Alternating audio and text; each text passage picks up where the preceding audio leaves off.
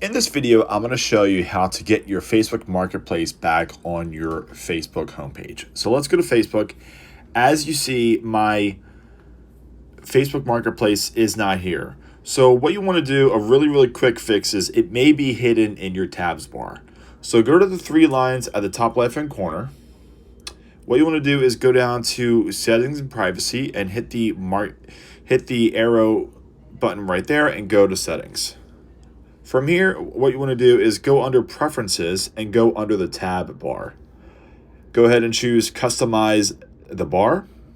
And as you see, Marketplace is hidden. So what we could do is go ahead and click on that. We're going to go ahead and hit Pin. And that way, no matter what, it's going to be there. And as you see, it automatically came up on my tab bar at the very bottom of my page here.